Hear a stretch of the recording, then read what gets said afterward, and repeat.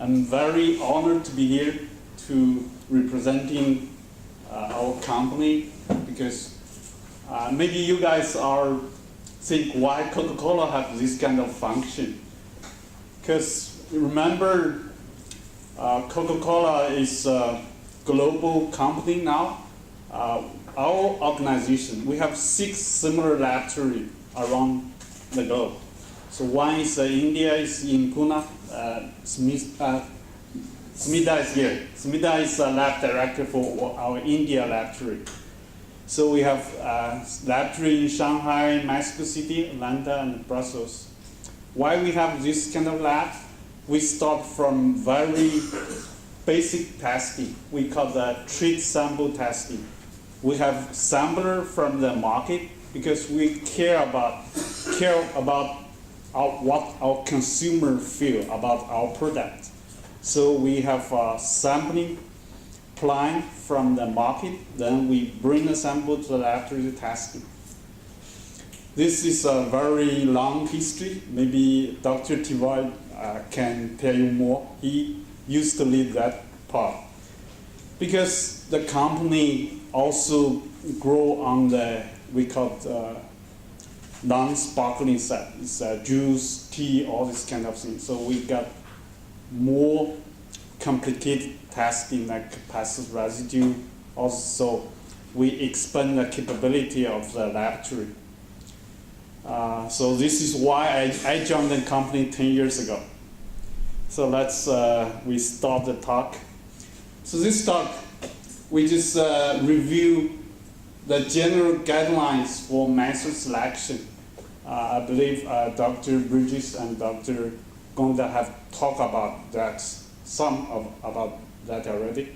So I will use an example for the pesticide residue analysis, how we select the method for this kind of analysis based on the general guidelines. So for the testing, especially in a technical part, we have key elements on testing like method, personnel, equipment, environmental, and materials. All this kind of separation is basically is not, all these elements is not independent. They are interdependent.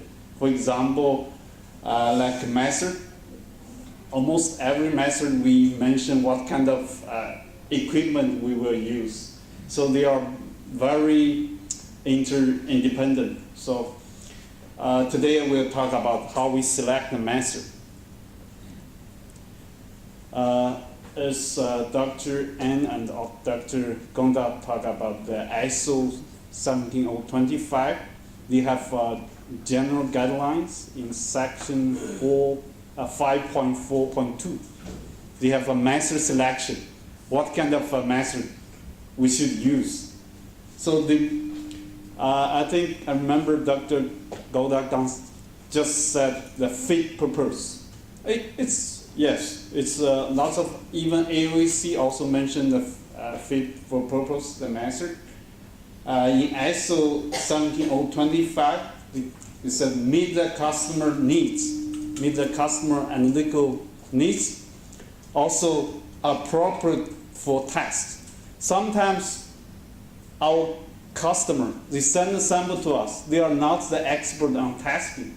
They may propose some method, but it's not appropriate for testing. So we need to define our customer analytical needs, not see what kind of sample type they will send to us, what's the target items. Especially for, I just give you an example. Some customer just send a sample to you, say, I want to test the heavy metal. So, but they don't define the method. They are not expert on this kind of testing. So for heavy metal, they either can use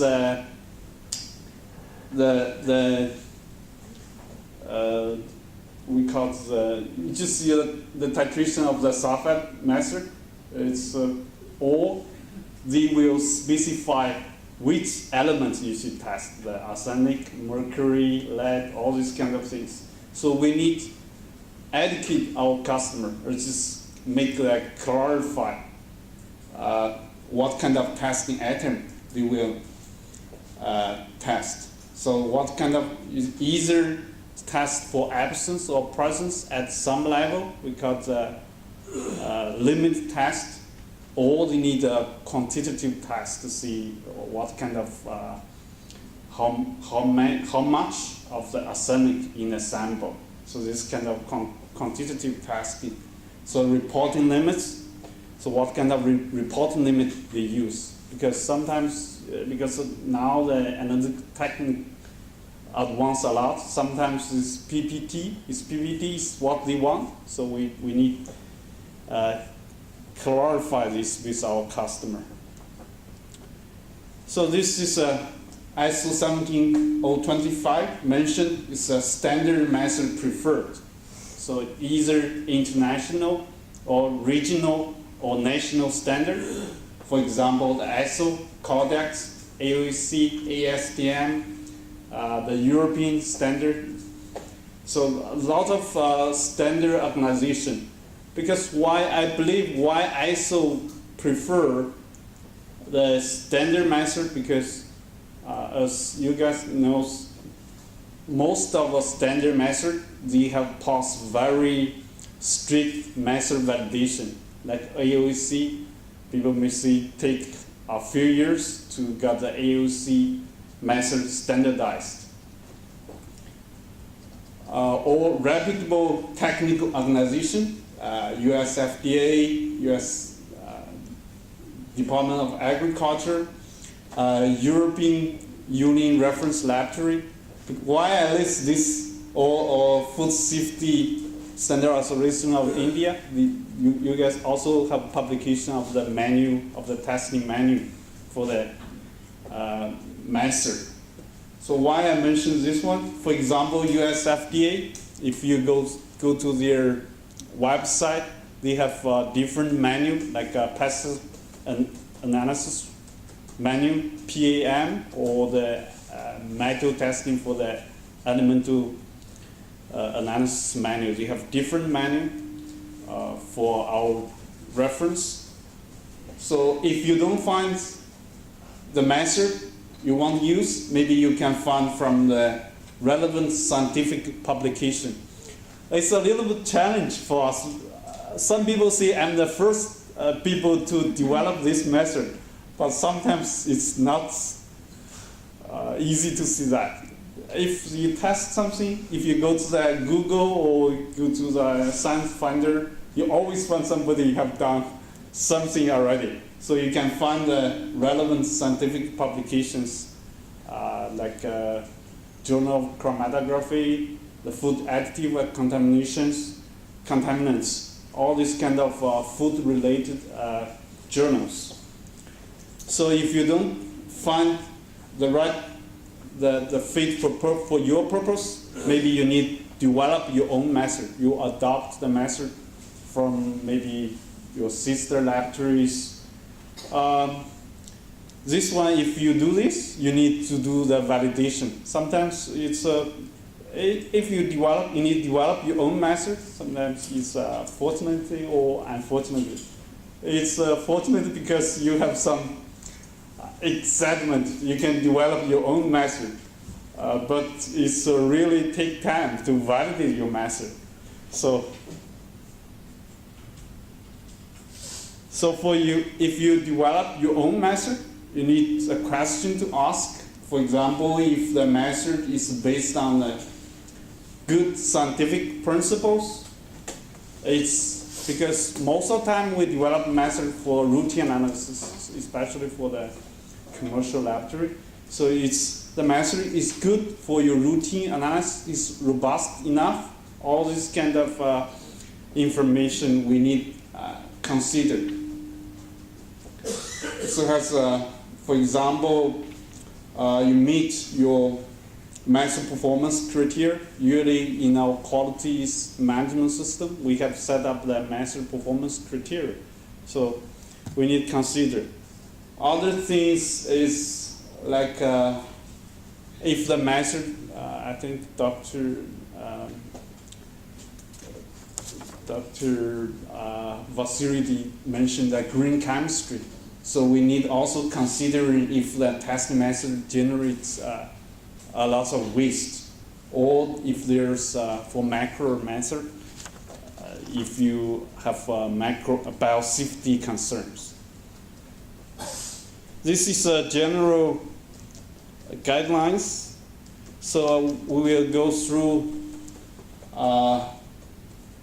this as an example for pesticide analysis as an example based on these guidelines. So I believe most of you heard this testing case. So if you go to the exhibition, some people approach you, see I have a quick testing kit. This one, because it's based on the immunoassay, so usually it's very specific, but it's only target the predefined particular known compounds. So if you want testing, for example, acid in only this kind of technology is only specific for this kind of particular known compounds. Its advantage is the cost is very low, it's very easy to use. You can use on the field. Some our supplier, they use this kind of testing kit test because they buy crops from the farms, so they will use this kind of testing kit for their screening test. But they also have limitation because it's only individual or small group compounds only. So if you want to do a big number of pesticides, you cannot use this kind of method because you need many case to run analysis. It's not possible. Another one is enzyme inhibition, the testing case based on enzyme inhibition. The main application is organic phosphorus pesticide or methyl carbonates.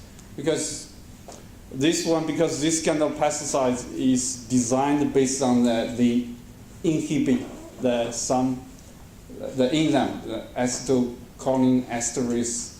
So the analytical chemists use this kind of principle to design the testing kit. It's also very sensitive. Some can reach ppb or to reach ppm level, or quick, easy. It's because it's a kind of group, so it's a little bit better than the immunoassay. But if you find some variants, so you need confirmation in the laboratory. But it's a quick method. So it comes to the multi-residue method. This one is very, maybe 40, 50 years for this kind of method, because Luke method. Still, it's used liquid extraction for then cleanup, then determination. This one is basically based on chromatography with elemental selective detectors. They are very robust because it's a long history. Lots of laboratories have used this one routinely for many years. So it's very robust, very selective detection. You can test the multi-class compounds. The limitation is compared with a newly developed method. It's labor intensive. It's because you have to shake the flask. Also, it's waste disposal. Even they have some limitation. I know some regulatory laboratories still using it. Once I visited Singapore, the regulatory Singapore, I saw they still using of this kind of method. In our laboratory, we also using similar method. One of our scientists, we just trying to convince her from this method to DC typical method. She insists she want at least run 5 to 10% of sample by this method. He gave me one of evidence why she want this one. Because, for example, this is FPD. This is our predefined target compounds. But occasionally, we can find some small bit. This is not our target compound, but we still can find something here. Then we can, it's a kind of a long target. It's not in our target list, but we still can find the peak. So once she found something out of our target list, so she come back with GCMS to identify that compound. Then the next year she will add that compound in our target list. So now we run 5 to 10% of our sample. It's not routinely, but most time we use TCMS, but we still run some sample with this method. So this, I believe most of you heard the catchers method. I think the first publication is 2003, so it's get popular very quickly. I think people just see the publication of this method for the residue testing increase very quickly in recent years. So in 2007, ALSI published that method. Also, Ian also published similar method. The benefit is very obvious. They call the catchers quick, easy, cheap, effective, rot and sieve. So this is basically the procedure. Both these two methods is used in GCMS and LCMS for the determination. Because this is as you know, this is a target. It's only want to see what we want to see. It's only because, especially for LC typical, you just predefine your target. Out of that target, you don't want to see it. So you never see anything out of your target.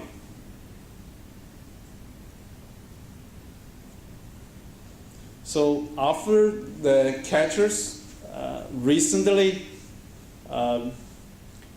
this Laboratories published a method called the mini look preparation. They published the method in food chemistry recently. So they compared the sample preparation time of a different method. They also compared the solvent they used compared to the original look method. It's just 1/10 of the original solvent is used. It's very similar high throughput with the catchers. So the determination, because why they can use less solvent because they use less sample. The sample gram is small because in the original look, people take 50 gram of sample, but this one we take 15. I think it's also, as Dr. Godin mentioned, because you can grind in sample to smaller particle, you can take, the sample get more homogeneous, so you can take a smaller sample amount. So this is why they can use less solvent. The determination also, because now they use GC typical rather than the GCMS, because GC typical definitely provide better sensitivity and selectivity. So this is an example, especially in a complicated sample matrix. This publication, I think I got from the Agilent's publication, they determine this PPDDE in different matrix. If you run in a GC single coefficient mode, especially like orange, you almost cannot see the peak. But if you use GC triple, you got a much better selectivity and sensitivity. This is a technical advance of the instrument side. Just also can help us on the sample preparation. So we need to combine these two together. So for long target screening, this all we mentioned is a target most. For pesticide residue, if we predefine our target compound, it's known. We know what we want to test, so it's a known. So, but like for example, this is in our standard. We just target these 10 compounds, but we are curious. Maybe the regulatory may try to identify if the good agriculture is practiced in a farm. So maybe the people using not authorized pesticide, so we can collect some information from this kind of long target screening. So the technology have increased, have advanced a lot recently. I believe lots of workshop people are talking about the non-target analysis for pesticide, use high resolution MS, either QTOF or Orbitrap mass spectrometry. There's also lots of publication on this topic recently. So if you have non-target, then if you find something, then you can add it in your target analysis. People also do some, like even with the GC typical, I think a few years ago in Taiwan, one of our, I think as an analytical chemist, we should proud of that kind of skill. So one of our chemists, because she's doing just target analysis with GCMS, but she also found a huge peak, not in her target. Then she identified that compounds that salad is added in. It's not allowed, but the people is illegally at that compound that. So now people are doing that as a target. So this is for all this kind of analysis, especially for the pesticide analysis, is very critical. We need, if we find some violation, we need a confirmation method. When US FDA published the PAM, I think in 1986 something, the benchtop mass spectrometry is available. So at that moment, they said mass spectrometry is a must for the first identification. So if you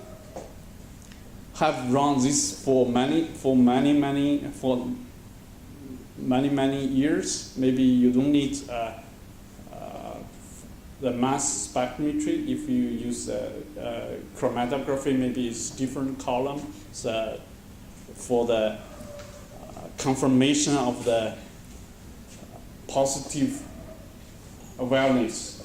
So for EU, I think this guideline is very clear, defined use identification point system. So we have very clear defined if we use unit, the unit mass, unit 3 amps, also the M ratio. So you can refer to this one. This document is very clear, defined what kind of confirmation we need. So this is basically my talk. It's just refresh what we learned this morning, this afternoon. So any question?